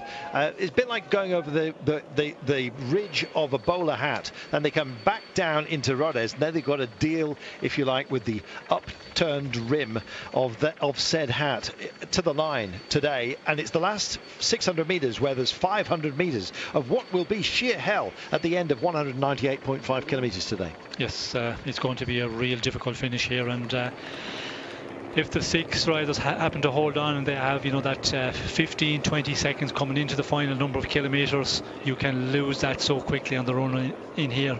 In the last 600 metres you can lose 15-20 seconds very quickly if you have to give it your all 5-6 kilometres out with a peloton just travelling at much faster rate. Looks like some kind of ceremony. I'm not sure whether it's time for evening vespers at the Abbaye de Bonnicom. And in fact, these guys out here, I don't know, maybe a prayer, a wing and a prayer perhaps. We'll see. Minute and 23 is what they've got with 15.5 to go, and it just doesn't look like it's going to be enough. They're still fighting to cool themselves down, courtesy of the extra effort that's been demanded of them, and part of that is down to that man who's just sailing by right now, Nathan Haas, the Australian, who I think did everyone a favour today. He's kept this alive a bit longer, but the breakaway, his co-companions didn't like it. There's Tekla-Hamanot who's did a great job, of course, for MTM to wear the polka dot jersey with such honour. He is guiding in at the moment what looks like Tyler Farrar, and ultimately, I suspect, Norwegian champion Edvald Bosen Hagen. Could be a great day for MTN Quebec, but then again, likewise for plenty of others. This man has had a very, very rough day, but he's holding on. How brave is that? I think you're looking at our Combativity Award winner by the end of today as an absolute certainty. 15 kilometres to go. Under the banner they go. Well, there's green jersey points up for grabs as well, and how crucial is that going to be? First 1-5 finishers across the line will get points today. It's not an enhanced sprinters points day. There are 2 more of those, so 30 up for grabs. 15 riders score points. There are the top 5: 30, 25, 22, 19, 17. Will it be the breakaway that hoover up all those? Will Sagan come through it? Don't think Greipel's going to be there. Sagan trails Greipel by a solitary point because Greipel nicked the minor points in the initial intermediate sprint.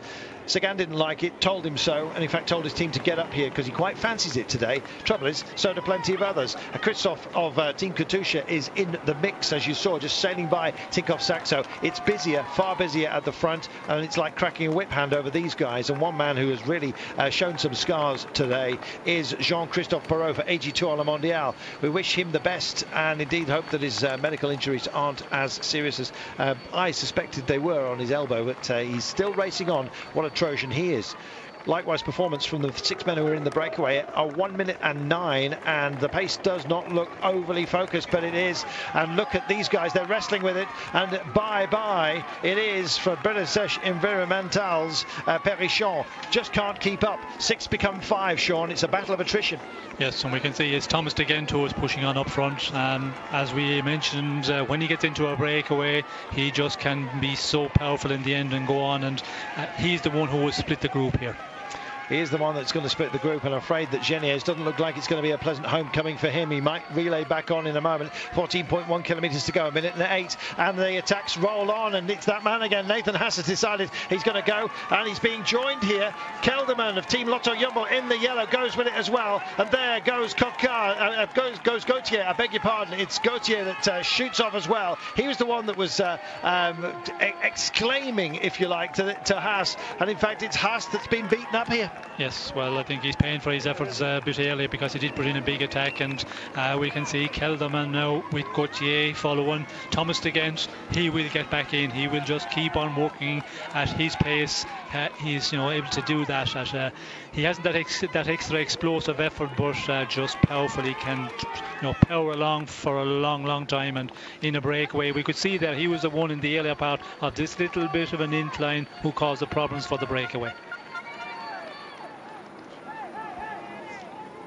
Cyril Gautier hoping to do it for Europcar, a team that will be without a principal sponsor at the end of the season, unless they find one before then. There's the polka dot jersey on the back of Joaquim Rodriguez, who's been nursed home. I'm not surprised after his victory yesterday. He clearly left something on the mountain. I'm afraid it's not his kind of terrain today. It is about the punchers. Somebody's going to get beaten up. We'll find out who it is. Will Sagan be back in the green jersey? Certainly looks that way, because Greipel, who leads the competition right now by 1 solitary point after the intermediate sprint, has been distanced. So the 6 become 3, and it's Kelderman here. It is Gautier, and it is ominously Thomas de Gent, who has got a significant victory, Grand Tour victory, of course, up the Stelvio in 2012 in the Giro d'Italia. So inclines aren't a problem for Thomas de Gent. Cyril Gautier and Wilco Kelderman out of that trio, if they were to come to the line, it was between those 3, who would be your choice, Sean? Well, Kelderman looks very comfortable there. He seems to be the one who was riding there on the front with Gautier on tow.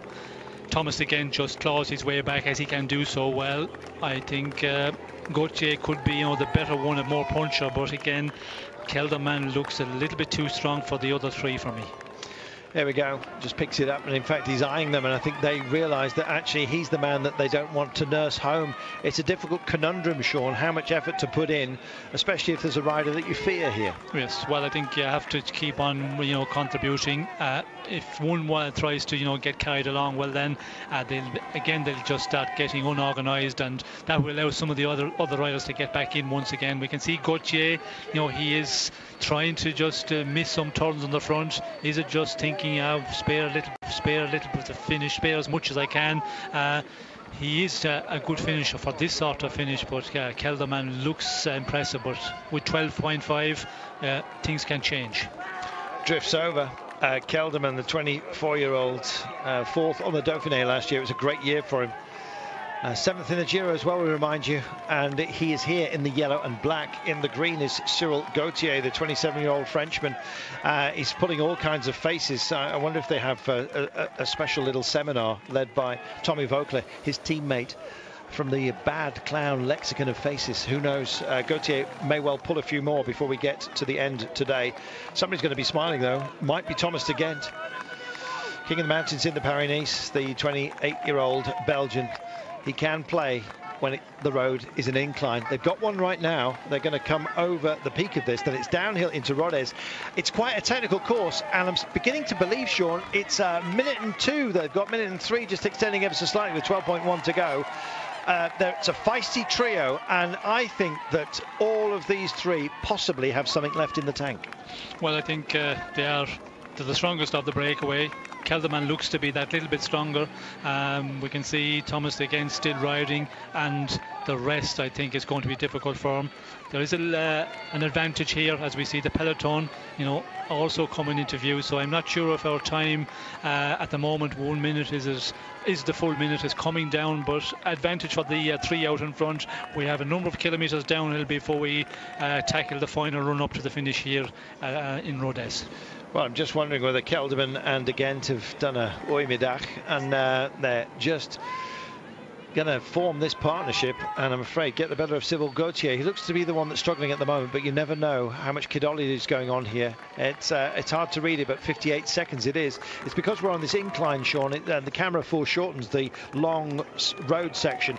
Once they peak it, there's this little squirrely helter-skelter into town, isn't there? Yes, a very fast run into town, and that will help, of course, the breakaway, because they'll need every little bit of help possible. It is coming down, and I'm afraid, with 11 kilometres to go, under the minute at the moment, that is going to be a difficult one, unless they can really pull well together out front. But we see Gauthier, he's starting to miss his turn on the front, and that's not going to help, because the other two, they're not going to commit it 100% with a rider on top. Geniez just backing into the peloton right now. This is Jean-Christophe Perrault, who we saw take a really nasty tumble on not this kind of surface. It was a much more grippy surface, and it's ripped his elbow to pieces, I'm afraid. He's riding on. He will seek medical assistance proper at the end of the day. He had mobile assistance earlier, keeping it mobile and indeed animated this trio right now. Thomas de Gent in the red, Gauthier in the green of Europcar, Wilco Kelderman in the yellow and black of Team Lotto Jumbo. 50 seconds now with 10.8 to go, and at least the more welcoming terrain is coming to them right now. And it's been a grind out there, and for those who've been like Perichon, have been out for much of the day, this will be not his greatest day, but I think if he doesn't feature high up on the results, he shakes his head, but I think he can take some succor from it, and indeed his team as well can actually be proud of him. It was a good effort by Perichon, who's clearly, I think, probably outclassed by everyone else out there. This is Alexander Geniez, the local man, and it's not going to be local joy for him, I'm afraid. Could it be a great day for any one of this trio? They've got the potential, they've got a chance, albeit a slim one right now. Will they be eaten up on the final climb of the day? That looks like it may well be on the menu, Sean. Well, it's going to be a big ask for them to hold on out there, but again, you never know. Back in the peloton, we can see that it's Giant Albacin who are setting the pace. We can see Genet there, he's going through the town where he lives at the moment at 10.5 kilometres to go. He'll be disappointed that he was not able to make it with the front trio through his home village. Again, 48 seconds for the peloton, as we can see here. Ulrike Greenedge starting to contribute on the front also, so it all depends how many men from each team are going to push on in the final, but 47 seconds, it's going to be a real difficult one for our three leaders.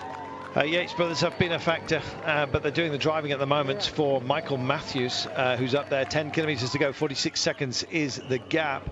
Team Sky, of course, working to keep Chris Froome in a good place. As you mentioned earlier, Sean, he often features quite high up when it comes to a quick stage finish, and with that punchy climb, don't be surprised if he's not there, Chris Froome.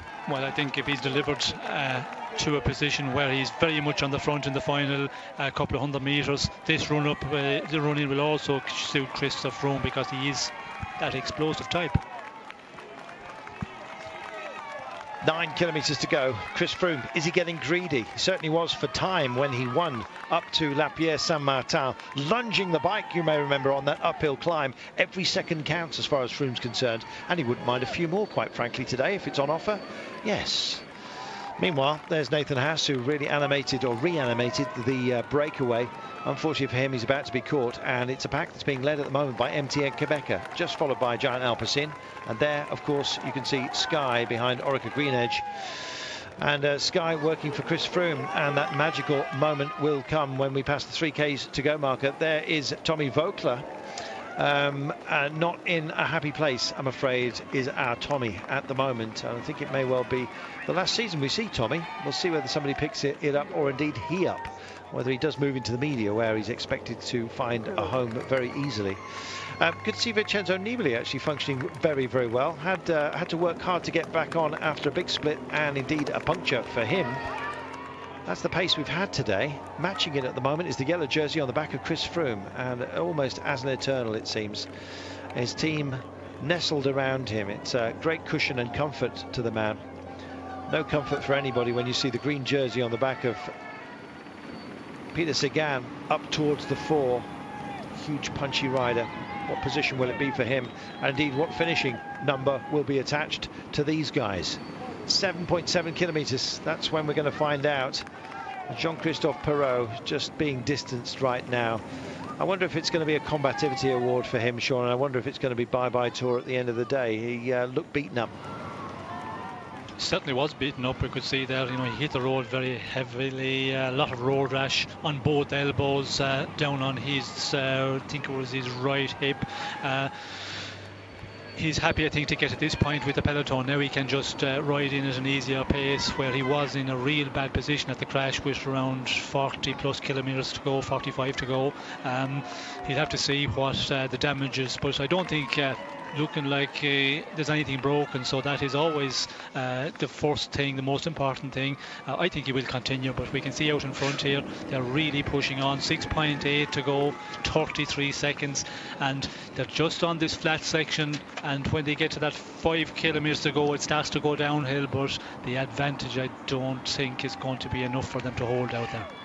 6.5 kilometres from home. They nearly accidentally, I think, got rid of Thomas de Gent. They've reassembled themselves. Once we get to the 5 kilometres to go marker, we go round a roundabout, and then we hit the helter-skelter. You know who's up here? It's Pippo Pozzato, being guided into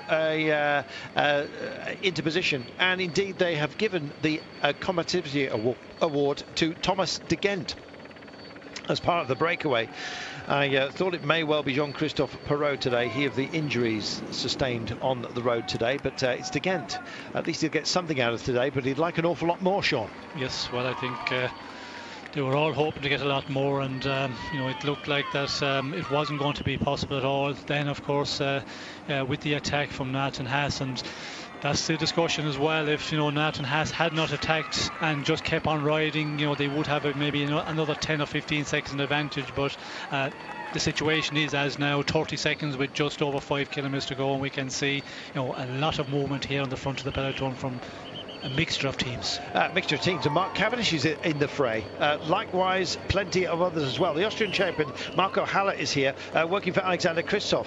And so, tasty assembly of sprint talent. Now, let's see what we can do when we get off the bottom of this descent. Now, the temptation here is just to enjoy the ride. It would be on closed roads, not normally so. And they're about to tip down and into town. At least they'll have that and be out of sight. 27 seconds is the gap that they've gone. You can't quite see it at the moment, but the road is inclined down. It's a downward ramp. It gets to a very, very technical and proper descent, Sean, before they kick up. They're coming under the railway bridge in a few moments' time. Yes, we can see they're just starting to go down gradually, and it gets more of a better downhill for the three out in front. We can see here they're still working very well together. 25 seconds at the moment. They need this run in to get a little bit of recovery before the final kick up to the finish here. The downhill section will allow them to recover a little bit, but they have to keep on pushing close to 100% because with advantage 24 seconds at the moment. Well, it's some sprint elite along with punchers who are out at the front at the moment, and some of you will be very pleased to see that Mark Cavendish is amongst this grouping right now. It's a drive into town. Sky guiding Chris Froome in as well. Degent, Gauthier and Kelderman, here they are, and they are about to take on the remainder of this descent. They just come under this one here, the little road bridge. Kristoff looks in a very good position. He's got Haller, the Austrian champion, to guide him in. Having a teammate at a moment such as this, you might think vital, but it's how you ride everybody else's train, I guess. The green jersey of Sagan is staying very, very close to Kristoff. I suspect that is deliberate, Sean. Kristoff looks lively today. Yes, well, I think Kristoff, we can see there's some of the Katusha riders hovering around the front, and Kristoff is there in that top 10-15 places. We can see MTN and Quebec are the ones who are securing the pace on the front of the peloton, and that is Stephen Cummings at the moment. He's pulling the peloton along at a very fast pace, still coming down 19 seconds as we go to the 3 kilometres. Well, would you believe that Radio Monte Carlo yesterday tipped actually Steve Cummings to take the day. Will he just squirrel off and do it himself? 19 seconds is the gap, 2.8 kilometres to go, and they're going to hit the base, and then it goes flat before we kick up just after the Flamme Rouge. 18 seconds, it's holding station. It's going to take a lot to get back because they've had this incline to deal with. Can they possibly make it? They've got to have their climbing heads on. We'll see if they do. Degent here in the red. This is Gauthier in the green of Europcar, and of course Wilco Kelderman as well for Team Lotto Jumbo. And it's starting to fracture. It's not so much a chase as a reach out for glory further back. It's still Kristoff that holds position though right now. Just looking at Peter Sagan, he's also in a terrific position as we sail in and start to take on what is a gentler flat section, almost a false downhill, and then we will kick up at the 600 metres to go marker. These guys are going to hit it first, but will they survive? 13 seconds is all they've got with 1.8 to go, Sean. Yes, and we can see still Steve Cummins from MTM and Quebec on the front here, with Nicholas Roach just on his wheel, a little bit ahead of the main part of the peloton. We can see there's gaps.